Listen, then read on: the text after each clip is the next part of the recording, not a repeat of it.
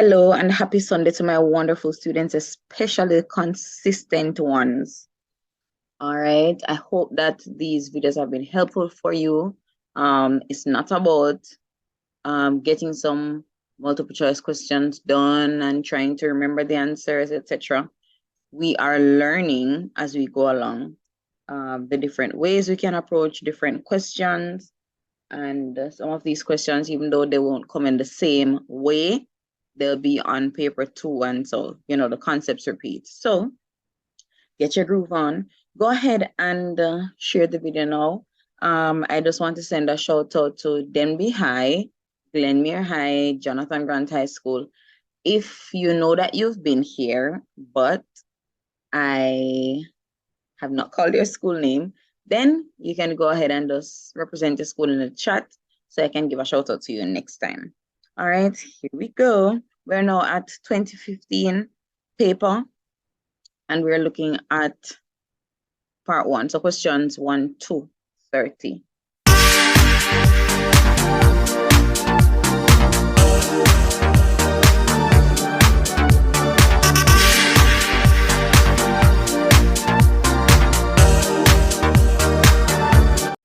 All right, and this first question, if you've been here from the start, I think this was the first question on the first paper we did. All right, -3, when we square that, we get 9 plus -2, when we square that, we get 4. All right, 9 plus 4, that is going to give us 13. Remember now, want to make sure when you can pause the video and just go ahead and what you call it now? Just do it before me do it, and then say if you answer right. All right. Try to answer before I answer. Words like some of them numbers, some of them questions they repeat. All right. What number when added to 1 and 1/3 gives 2? No, if you just think about it right off at the top of your head, you will realize that the answer is 2/3. But hello, let's go ahead.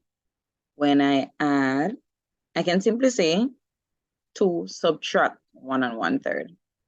All right, check out my video on subtracting, adding fractions. All right, operations with fractions. All right, so this is really 2 over 1 minus 3 ones, 3 plus 1, that's 4 over 3. All right, LCM is 3, so we turn all the denominators into 3, so we have to multiply this one by 3. All right, anything added to the bottom, do it to the top. So this fraction is now 6 over 3. 6 over 3 minus 4 over 3, that is going to be 2/3.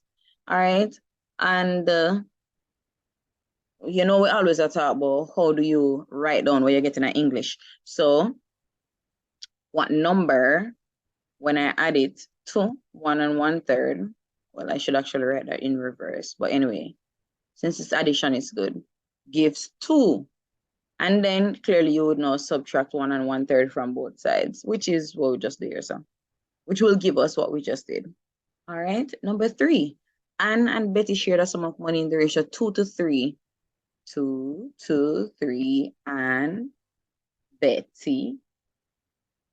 Anne received $120. What did Betty receive? And you can go ahead and use the fact that cross products of ratios are equal and you solve. But you can also observe, as we've said before, how can I turn 2 into 120? Because these ratios are equal. So you just look, times 60. So you say, all right, then if you multiply 3 times 60, would I get the answer over the year? So, and that would actually be 180. All right, so that's Betty's share.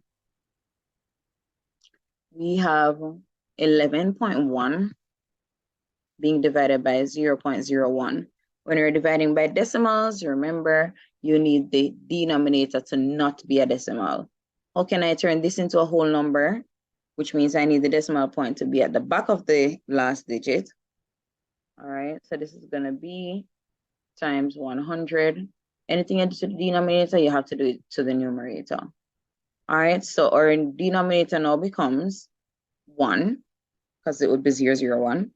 And our numerator now becomes 1110. 1110. All right, So sharpen up on multiplying and dividing decimals if you don't know how to do it.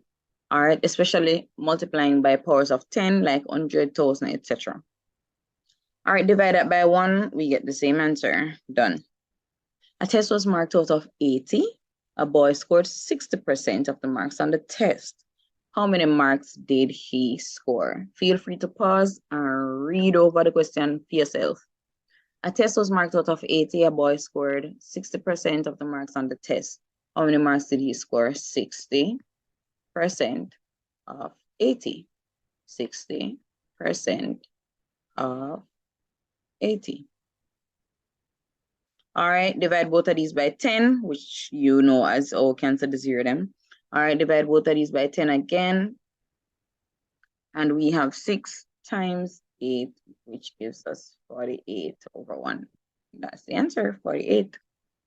If 30% of a number is 45, what is the number? All right, there's a shortcut to this. I'm going to share that and then we move to the well, let's go with the concept first. So, know me. All right, if 30% of a number is equal to 45, what is the number? All right, so you can go ahead and get rid of this 30 and this 100 because you are trying to make x a subject. You want to find out what x is, what the number is where you don't know. All right. Oh, of course, first of all, we can simplify this fraction. So this is 3 over 10 times x. All right, if you never want to simplify it, you never have to do it yet. All right, so here we go. This is 3 over 10. I can go ahead and multiply both sides by 10 to get rid of the 10. So I would have 3x equals times 10 times 10 equals 450. And then I would divide both sides by 3. X is equal to 150. No, that look like 180. All right. Now, please note that when I did have this, you could have gotten rid of this fraction one time. A multiple choice, just do things where you know, say, look at shortcuts, right? As long as you remember them properly. So you could have multiplied by 10 and divided by 3 one time, all right? So just multiply by the reciprocal of this fraction and you're good to go. The same thing on the other side. All this does is save you extra steps, all right? So this would have canceled this fraction, and you would have the x equal, and you do your little reducing and stuff. All right, take this off. I'm gonna clear the screen and put the, I don't even want to say shortcuts because it's the same thing. So if the question says 30% of a number is 45, what is the number? You just go, instead of writing 30 over 100, you write 100 over 30 times 45. Trust me, it hurt my heart to share that with you, all right? I like to share concepts, so I want to know the basis of what I do. All right, number 7. What is the value of the digit 6 in the number 48.061? This is tens, ones, tenths, hundredths. So that's 6 over 100, simple. The highest common factor of 12, 15, and 60 is, and there are many different ways you can do this, but let's just go ahead with this way listing the factors of 12, 15, and to some persons, 60 has quite a number of factors. So not to miss any, you probably want to ensure that you, what do you call it now? Whoa. All right, good. Ensure that you write them in pairs. Like 1, go with 60, 2, go with 30. We're gonna let you observe something that you could have done before you even release out them here. 3 times 20 give you 60. 4 times 15 give you 60. We're gonna run out of space. 6 times 10 give you 60. 5 times 12, give you 60. All right. So yeah, pretty much. But if you look up here, so you could have seen that the highest common factor was 3. And clearly you can't have no higher number than that. So if 3 is also a factor of 60, then 3 are the highest common factor for all 3 of them number here. Simple. All right, number 9, using the distributive property, 49 times 17 plus 49 times 3 can also be written as, all right. It is, 49 times 17 plus 49 times 3. It's 49 times 20. It's like you're saying I have 17 groups of 49 plus 3 more groups of 49. That's 20 groups of 49. All right. But anyway, so the distributive property here, a number, let's just use a variable there, times a particular sum is equal to A times B plus A times C. So if you have A and multiply by something plus A and multiply by something else, it's the same as saying A is being multiplied by the sum of those two things. So A, 49, is being multiplied by the sum of these two things, 17 and 3. So you have 49 times 20. All right. So and on technical, all right, if you had to show workings, then you'd do like we may do, right? But this is a multiple choice paper. If you pick up the answer, go ahead. The next term in the sequence is, and we notice that this, ooh, all right. So there's a particular number being added every time, like 1 plus 5 gives you 6, 6 plus 7 gives you 13, 13 plus 9 gives you 22, plus 11. So what's the next number that we're gonna add? 13, because we realize we're adding odd numbers. 33 plus 13, 46. Given that P is set of numbers 2, 3, 5, 6, and Q is set of numbers 2, 3, 4, then P union Q is described as, I remember union now, is combining the numbers in P and Q. And you don't have to repeat the ones that we repeat. All right, so combining all the elements in P and Q, we have 2, 3, 4, 5, and 6. But we are given it in another form of set notation here, right? So this says that X is greater than or equal to 1 and less than 7. While X is less than 7, we can't say greater than or equal to 1 because 1 is not included. So this is wrong.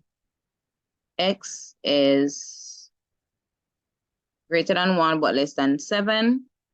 Is that true? And it said X is a natural number. So we know that we're talking about counting numbers. So things like 1.5 and then some there don't count, right? So that is correct. This is wrong. You read it, you realize it says that the value should be less than 6. No, 6 should actually be included. So it'd be less than or equal to 6 if that were the case. All right, so B is the correct answer. Our number 12, the shaded area, right, is everything outside of P, and this actually means P complement. So that's your answer right there. In a group of 40 students, 28 play tennis, 22 play chess.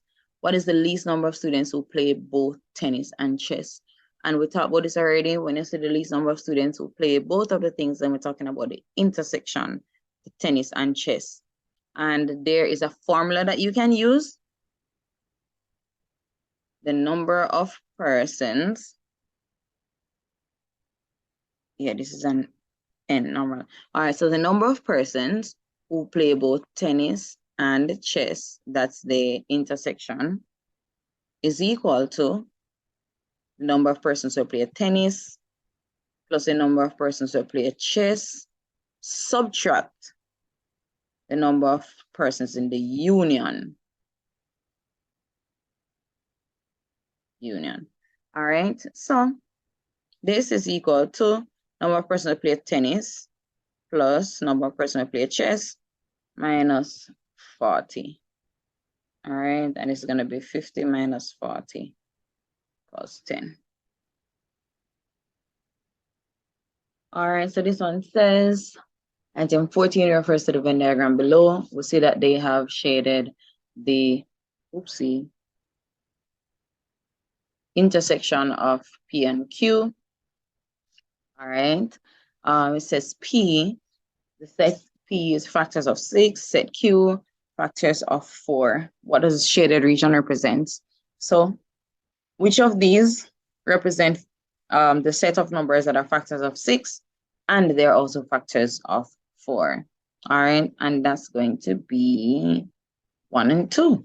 These are out because they're definitely not even factors, but multiples of a mixture of 6 and 4. All right, yeah, let's move on. Number 15, Mrs. Jones's taxable income is $18,400. She pays tax at a rate of 20%. What is the amount of income tax that she pays? And that's simple, 20% of 18,400. All right, and again, can go ahead and divide by 10. Divide by 10. And our answer is going to be 2 times 1,840. All right, and of course,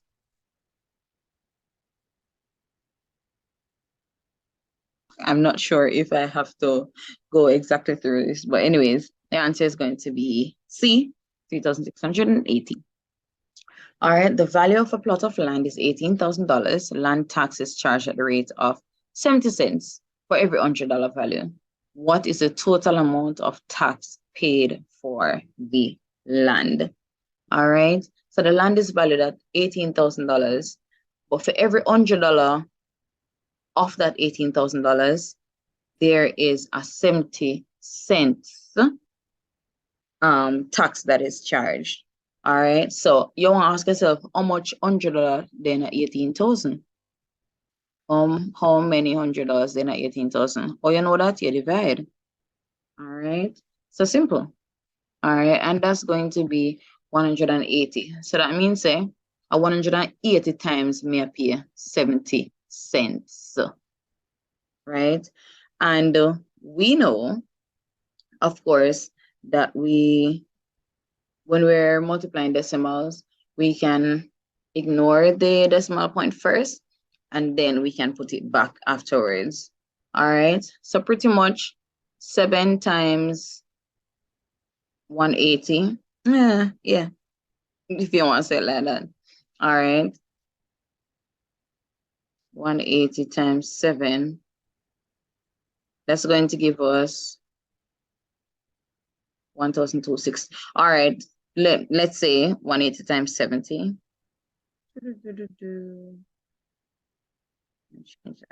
There. All right, once you multiply that, you would get your 12,600. And then now, because there were 2 decimal points, 2 numbers, sorry, 2 digits behind the decimal point, you're going to also put 2 digits behind the decimal point, right? Decimal. All right, so that's going to be $126. At the end of any year, a car is worth 5% less than what it was worth at the beginning of the year. If a certain car was worth $10,000 at the beginning of 2014, then what is its value at the end of 2014? All right, so the end of the year, the car is worth 5% less than what it was worth at the beginning of the year. So at the start of the year, the car was worth $10,000. That $10,000, now if you use the consumer arithmetic questions, you know we can consider this 100%. It is 100% of itself, and it is the basis. It is the number that was there at the beginning of the year. All right, so if 5% come off of that by the end of the year, then we want to know what is 95% of the car's original value at the start of the year. Pretty much 95% of 10,000. Dividing by 100, we have 95 times 100. That's going to be $9,500. And you can literally take off 5%. 5% of 10,000. So you go find 5% of 10,000, you're gonna get $500. And then of course, you just subtract that. All right. So here we go. And I mean subtract that from the 10,000, you would have got the 9,500. A man bought a mobile phone for $800 and sold it for $1,000. What was his profit as a percentage of the cost price? And we know how to find profit percentage or percentage profit. We simply do profit as a percentage of the cost price. So put profit over cost price times 100 because we're doing the percentage for that fraction. All right. So what was his profit? He bought the phone for $800, so that's his cost price. He sold it for $1,000, so the profit is $200 because I need to subtract the cost price from the selling price times 100. And we are dividing over here. We continue. 2 into 8, and that's going to be 4. 4 into 100. 25, that's going to be 25%. Susan bought a calculator for $120. She had to pay a sales tax of 10% on the price. How much change would she receive from $140? All right, so her change is going to be 140 minus something. All right, she bought a calculator for $120. She had to pay a sales tax of 10%. Tax equals 10% of the 120. When you work that out, of course, let me just excuse me as I put it over here. That is going to be $12. That's the tax. So her total charge is going to be 120 plus 12. And that's in dollars. That's going to be $132. Her change from 140, clearly, it's going to be 140 minus 132, which is $8. All right, number 20. The simple interest on a loan of $6,000 for 3 years was $900. What is the rate? And we've talked about this. Simple interest is going to be the principal times the rate, which is always in percentage. So we have over 100 times time. Principal times rate times time over 100. All right. And it says the simple interest on a loan of $6,000. That's the principal. For 3 years, we don't know the rates. That's what we're trying to find. Years, that's going to be the time, was $900. So that's the simple interest, $900. And we are simply going to solve until we have found the value for R. All right. Dividing by 100, we have 60 times 3, that's 180 R equals 900. Dividing by 180, R is equal to 5. And that's definitely going to be the rate as in percentage. All right, you don't have to put that there. But all right, so here we go. Yeah, you would have taken your time to do your little, calculations. All right. 21, a dress which costs $180 is being sold at a discount of 10%. The amount of discount is going to be 10% of 180. That's a no-brainer, guys. All right, just set it up nicely, and you're going to get here $18. 10% of 180. All right, you simply divide by 10, you get to 18. 22, we are coming down. If $7,000 is borrowed at the rate of 5% per annum for 3 years, the simple interest is. So this is a little straightforward. We're asked to calculate the simple interest. All right, $7,000 is borrowed. So that's the principal times the rate, 5%, times the time, 3. All right. Simple, go ahead and divide. All right, and then we have 70 times 5 times 3. And you can do 2 of the numbers before another one and stuff like that. We're going to get 1,050. All right, next we step into the algebraic realm.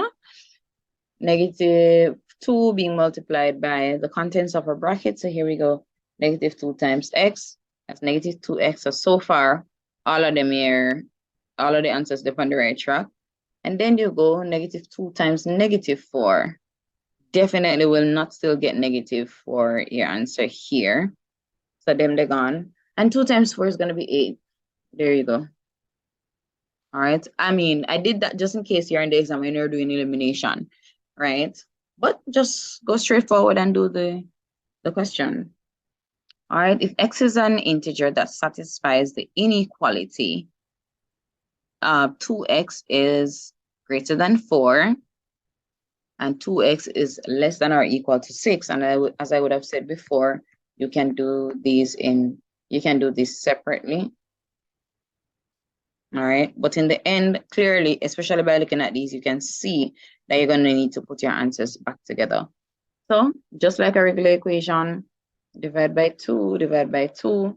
That's how you solve the inequality. X is greater than 2. All right, because 4 divided by 2 is 2. And then we solve on this side. X is less than or equal to 3. So putting it all together, x is greater than 2 and less than or equal to 3. All right, you did not have to split it. You could have simply just divided everything by 2. All right, so our answer should be right here. All right, this says easy peasy. We have pen costing X dollars and a box costing Y dollars. The total cost of 3 pens and 2 boxes. Pretty easy. This is going to be 3 pens to 3x plus 2y. All right, and be careful. Please do not call this 5xy. If the variables are not the same, they cannot be added. All right, easy again. We're multiplying and we're using the laws of indices, aka laws of powers. But of course, there are also whole numbers involved. So we go 3 times 2, 6. So we already know that this is incorrect, this is incorrect. All right, where persons mix themselves up now is what to do with the powers. So remember, if you're multiplying same variable, you can go ahead and add the powers. So this is 6x to the 5th power, not the 6th power. All right, p is equal to m squared over 2 minus m. And we are supposed to find the value of p when m equals -3. So using this, we're just going to substitute -3. We're squaring that. Use up your brackets. Remember, that is totally different from writing it like this. All right, so let me go again. -3, and we're squaring over 2 minus -3. Again, persons would just forget to put the extra minus sign. It's 2 minus whatever m is. So you have to put another negative there. All right, you can bracket that. All right, -3, when I square it, I get 9, not -9. Divided by 2 minus -3. Combining these two signs, that's plus. All right, 2 plus 3 is going to be 5. 3 questions to go. All right, and we have a binary operation. We have the letters A, the variables A and B, and we are operating on them. We have A asterisk B, and we are given the formula for that. And then we should replace A with 7 and B with 28, which means this will look like 28 over 7, and we subtract 1 from that. 28 divided by 7 is going to be 4, minus 1, that's going to give us 3. 29, and we mix this question up. All right, you're going to have to